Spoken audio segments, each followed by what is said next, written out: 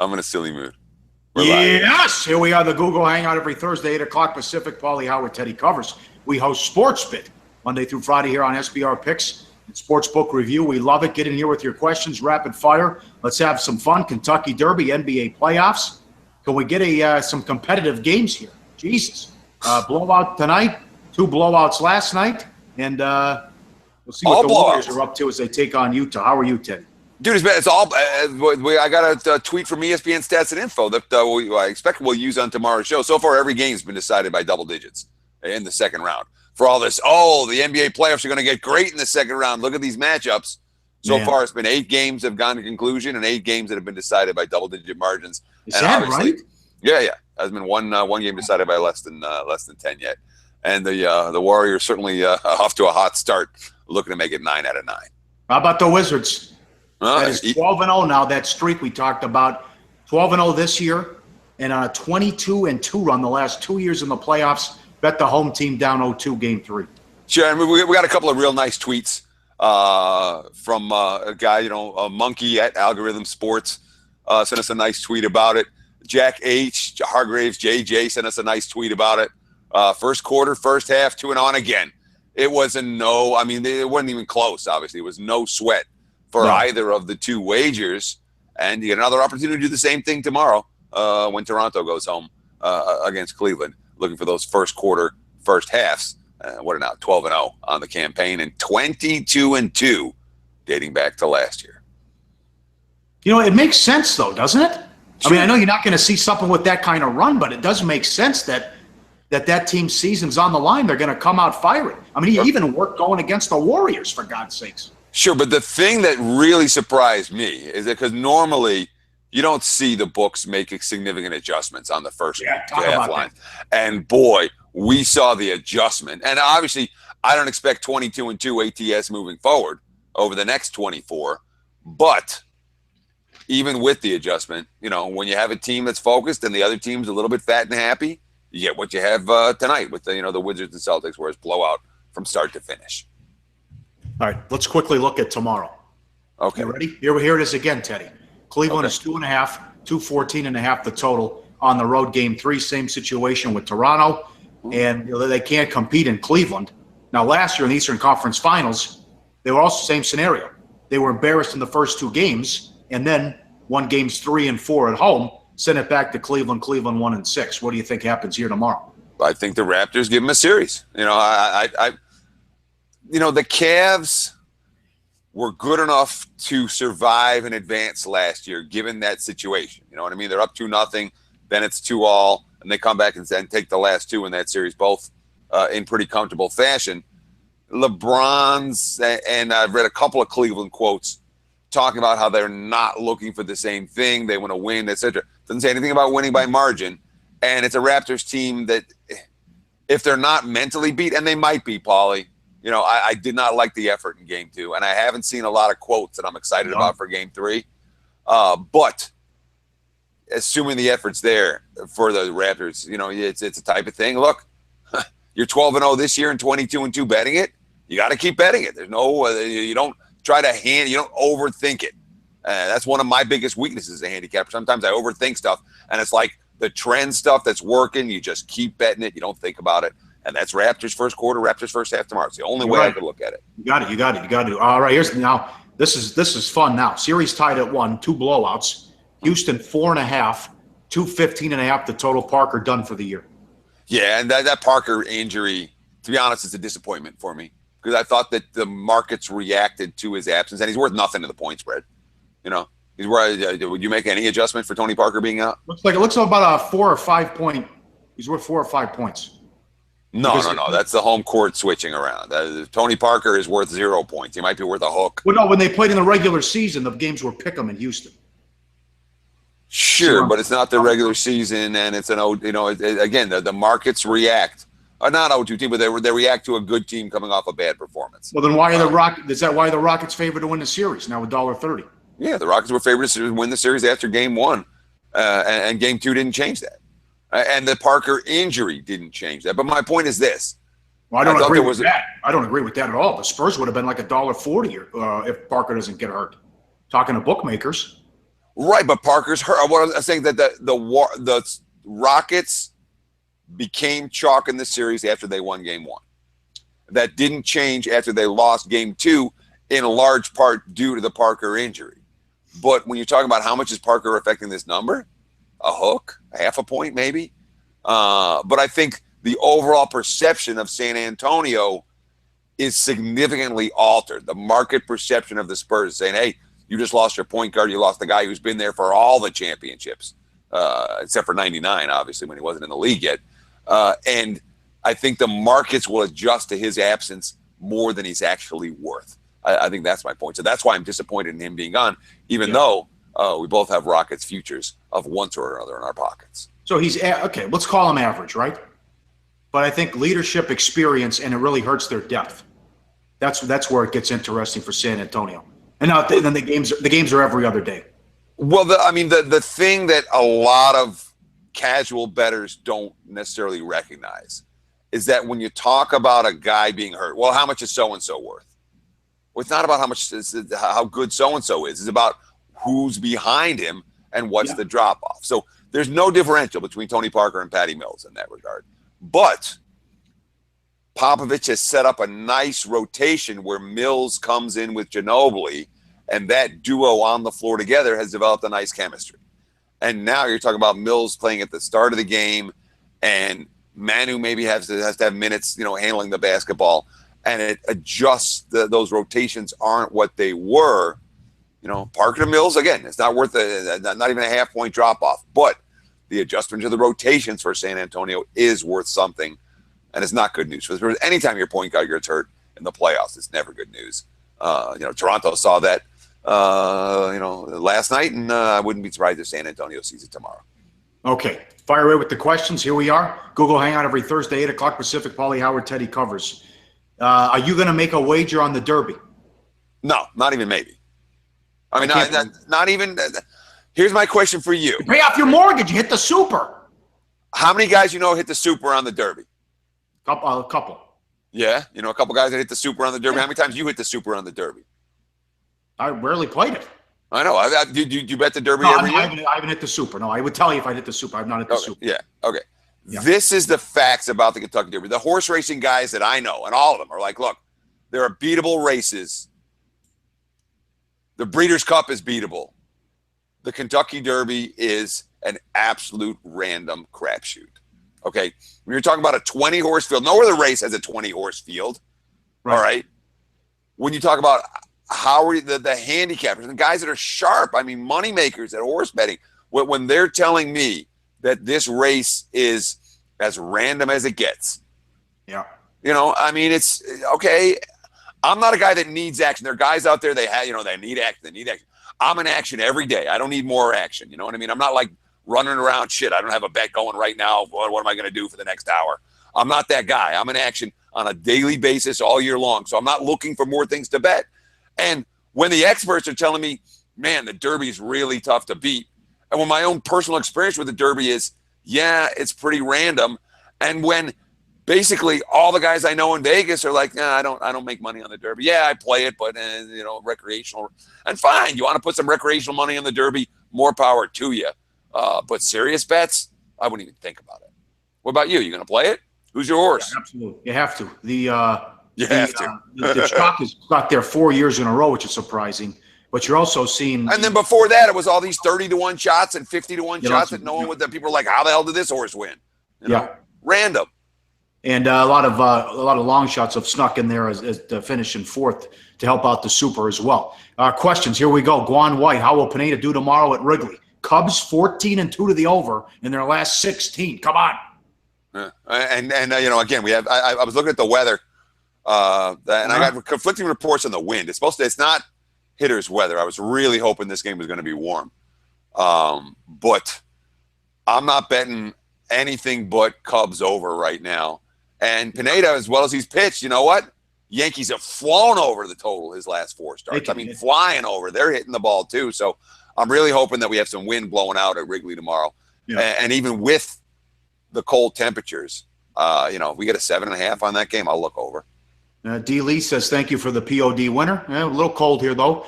We had that 6-1 run, then a little cold, but got the winner with Washington. And, well, I'm sorry. Go on, Pauly. Finish what you're saying. Also, tomorrow, T. Morno checking in, asking you, I think adding Gasol to lineup hurts Harden's ability to finish at the hoop. I think moving Anderson to the 5 or putting Nene and keeps Gasol out of the paint. Capella can't shoot. Capella can't shoot to space the floor. I disagree. I think Harden got hurt in the first quarter. I think the wrist bothers him as well, but Capella doesn't have to shoot. He can just finish dunks. He had, 20 points in game 1. Most of them were on dunks. The thing that bothered me was they didn't do a good job on the boards. Houston stunk in game 2. They were still down 3 late in the third quarter. That's just it. I mean, they should have been annihilated in that game, and they were in the fourth, but they were live. If anyone starts hitting shots, they were live to make another run in that game. Yeah. He's 3 of 17. Nene and Capella didn't do much. Ariza didn't make a shot, and they're down 3 late in the third, and it was a must-win essentially for the Spurs. I was encouraged by that. I was too. But didn't do us any good for the play of the day. What I want to talk about with the play of the day, and it's something I've talked about a couple times, SportsBit is not a pick show. We're going to give you a pick on every show, and it's usually about something that we talked about. It's always an opinion. A lot of times something we have in our pocket. It's usually not the single best bet of the night. It's not a pick show. I know people want picks, and we do our best to give good information with good selections. But the show as a whole, it's an information show. It's betting insights today. It's about giving good information. And when the play of the days look, it's streaky. It's been streaky since the opener. We've had some really good runs. We had a great season. Football season was fantastic. Football was epic. And then here in the NBA playoffs, I mean, my personal picks have stunk here in the NBA playoffs. So I'm no surprise that the SportsBit plays haven't done particularly well either in the last. I imagine you want picks when you go 45 and 25 in football, but basketball's been tough, no doubt about that. Tony O checking in. How do you win in baseball? It's frustrating, Teddy. Yeah, it's baseball's always frustrating, but that's the nature of the game. How do you win in baseball? I ride streaks. I mean, really, I ride streaks. We talked about the Cubs as 14-2 in the over. We talked about the Twins now that have gone over the total in 6 in a row. And you want teams on the way up as they start winning, and you want teams on the way down as they start losing. Your dead fades are dead fades. Kansas City continues to be a fade. San Francisco continues to be a fade, and on and on. Toronto continues to be a fade until proven otherwise. If you can get on some of these streaks early, you can ride the same teams over and over and over again, doing the same things. That's the only way that I found to beat baseball. Sometimes it works better than others, but over the course of a long campaign, if you're astute and paying attention every night, this is an emerging trend. Here are the Twins. Oh, they've just gone over 3 in a row. Let's start watching this. Let's start betting this. Now you got 6 in a row. Here come the Cubs lineup. Well, you catch a couple, and boom, you can go again and again and again with the same type of trends and angles that'll cash repeatedly. And that's definitely that's, in my opinion, one of the best ways to beat baseball, maybe the best way to beat baseball. I got a Twitter question too about MLB as well. This one's from at CA Vince Jacobs. Hey Vince, how are you tonight, buddy? Pauly, Teddy, would you consider betting first 5 on MLB teams with really good starting pitchers but bad bullpens? Absolutely. Yes. I like to bet against bad bullpens. I love to bet against the teams with bad bullpens and bet overs with bad bullpens. That's not the only way to look. Obviously, you can get the bad bullpens out of the equation by and large. You have a solid starter on the hill. Look at the Tigers tomorrow with Fulmer on the hill as a classic example of a team maybe you want to look at first 5 as opposed to full game. A couple guys want to know what do you think where that Rockets game closes at tomorrow night? I think the money continues. I think we're going to continue to see Houston, but okay, 5. I wouldn't be shocked to see it. I mean, let me look at some leading indicator stuff right now. Penny's at 4.5 minus a nickel. We got nothing. Westgate's at 6. I mean, yeah, I'm not seeing any indicator money now whatsoever. Really, I mean, you're looking across the board. It's basically 4.5 everywhere without any leans from one book to the next. So I wouldn't be shocked if it stays here. I wouldn't be surprised if it goes up a hook at 5. I don't think we'll see a 4 again. Okay. I'm looking at a couple. Zach, hang on. We just got some Twitters from stuff that we were just talking about. Right. So 3 or more games is a trend. Yes. Yeah, that's when I start looking. Is it when a team goes 3 in a row and the lineup's going or the bullpen's used up? that's immediately when I'm going to start to pay attention. How long do we ride the Cubs over? Easy. You ride it over until it stops winning. Yes. That's the truth of it. And, I mean, that people say, well, if it goes under twice in a row, is that the end of it? And the answer is it depends. There are times when I'll be riding a streak and it'll end and I'll lose 2 in a row and I'll come back a third game or a fourth game because I think the fundamentals behind it are still alive. But that really just comes down to your own personal appetite for risk. And that sort of thing. So, Johnny Forenza checking in. Pauly, how often do you run into Brent Musburger at your new gig? I used to follow him when we did a couple weekend shows, and he sat around for one segment. We talked about the old NFL Today, which I consider the best pregame show ever. It was great to tell stories and hear from Brent on that one. But now 11-1, he's 3-5. I don't see much of a Monday through Friday. Also, Teddy Tomorno checking in again. Thinks Washington will come back and win the series. Thomas stinks defensively. Can't defend Wall. Washington's been a better team in all but 3/4 of the series. Washington can push Cleveland. What do you think? If that's finals matchup. The Wizards, personally, they were such a great team for me in the regular season. They've not been a great team for me here in the postseason. And it's really been so simple for Washington. You bet on them at home and you bet against them at the road. But even that didn't work. Didn't work games 5 and 6 against Atlanta when they didn't cover at home and then won down in Atlanta in game 6. So it hasn't even been that simple for the Wiz. Their bench has been so bad. And this is a bench they made deals at the trading deadline and tried to shore it up. Obviously, it hasn't worked here in the postseason, but their bench has been bad enough to make me worried about their to make me like when they were plus 600 or plus 500 against Boston in the adjusted series price. I did not come back with a wager on Washington. I had a little bit in my pocket prior to the series, and I'm just holding this one bet. I don't think it's a good one. If they do come out of this series, they're certainly going to come in with a boatload of momentum against the Cavs. In theory, the Cavs, we're assuming that. But I don't know that they're going to match up. I think they'll give the Cavs a series, but I don't know they're going to beat them right now. Cleveland's firepower is too much, and Watson. Can you imagine that total?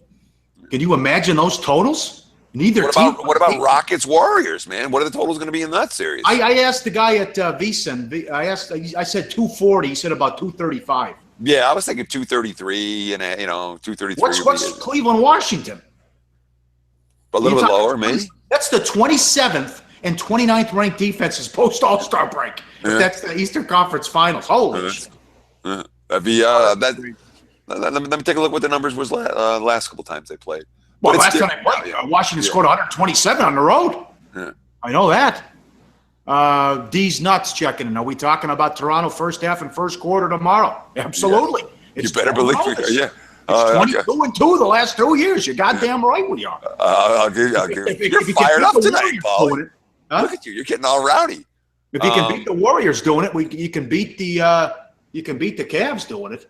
I mean, it's just that. I mean, it makes sense, but you got to go with something that's 12 in a row. Yeah. But if you're going to get anything out of Toronto, it's going to be tomorrow night back at Jurassic Park, place rocking. I know if they lose, it's over anyways. But at least they can come out and try to make it a series and send it back to Cleveland.